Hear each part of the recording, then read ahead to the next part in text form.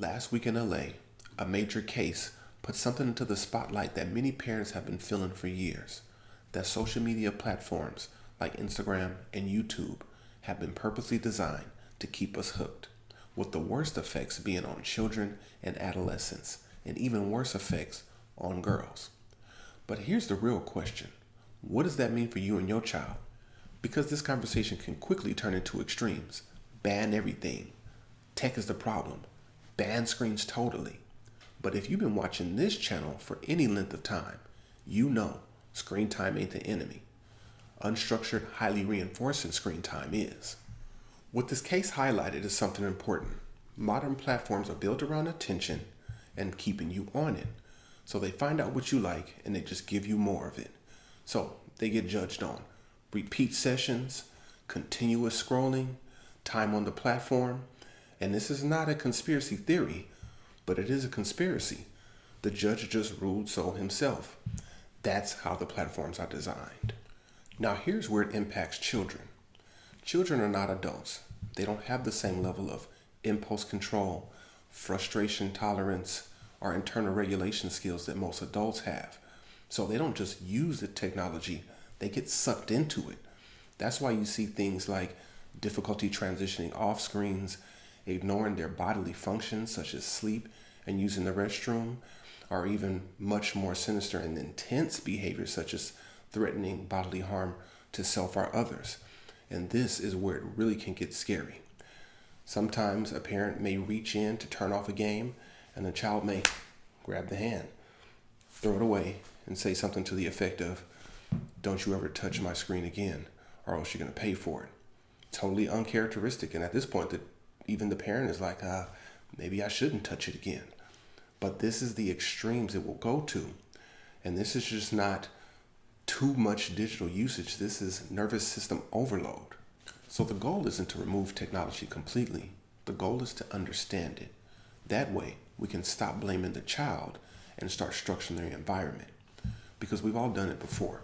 Blame the child for being too weak to resist the screens, too soft to be able to say no, but they're not adults. We have to structure the environment to help them to be able to do so. So we can stop making that mistake by simply knowing how to set limits, knowing how to structure the environment so they can be able to develop the skills that they need to be able to regulate themselves and use the tech responsibly. So here's the first thing parents can do. Add structure, not just limits. So instead of just saying, okay, in 5 minutes, I want you to get off that game. Okay, it just ends into oblivion. That's not the best way to do it because they can't just shut it off. They can't just see that it's going to be over with and that's going to be it. They need to know what's coming up next. So the structure you're adding is, this is what we're going to do next. And it might look something like this. Hey, 5 more minutes, I want you to get off that game and hop your butt up into that tub. That was perfect because in this way, they know what's coming next.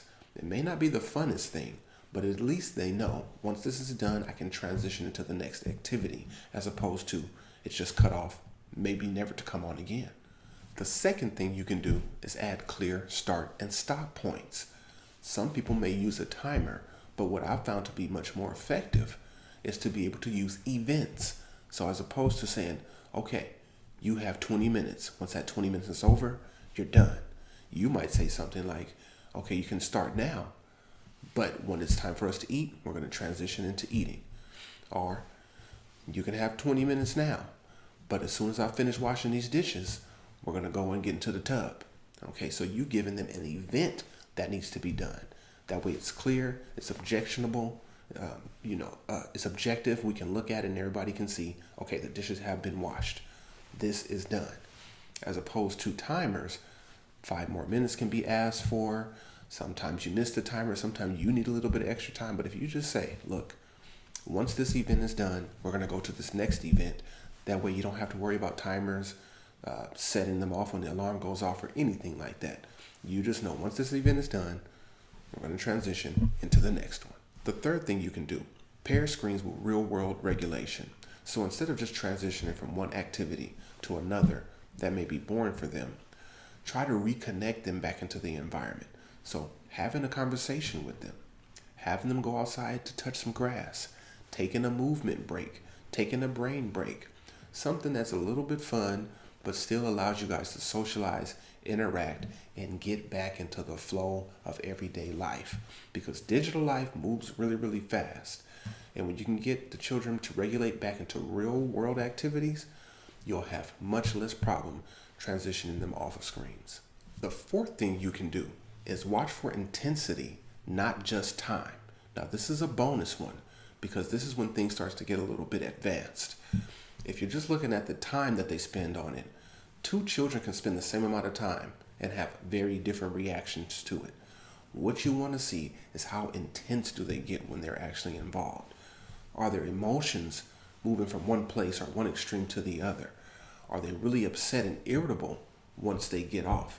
Do you see that they're neglecting their everyday behavior, such as sleeping or eating or using the restroom? If you look at how intense they are when they're engaged in the screen time, that'll tell you more than minutes ever will, because the children who have a high intensity are likely to engage in self-injurious behavior, assaultive, or property destruction. So those are things you want to keep an eye on. Doesn't happen to everybody. Like we said, most people, most children can tolerate it and say, okay, well, it's not my turn right now. I'll wait until the next time. Others, they can't deal with it. They have short fuses, short frustration tolerance, and as a result, they need more structure and more support with their transitions from screen time. So here's the truth. We're raising children in a world where platforms are increasingly competing for our children's attention. So that doesn't mean ban it. That doesn't mean delete it. It means understand it and provide structure for it. And if you need help with that structure, contact us and we will help you develop a plan. Also, check out our Behavior Bootcamp for Parents, where we have a number of tools that help you setting structure and setting limits. Also, if you want to know more about what screen time is doing to your child's brain, make sure you check this video out here. And as always, make sure you like, subscribe, and hit that notification bell so every time we drop more information, you're the first one to get it. So we'll see you in the next one, and as always, stay tuned.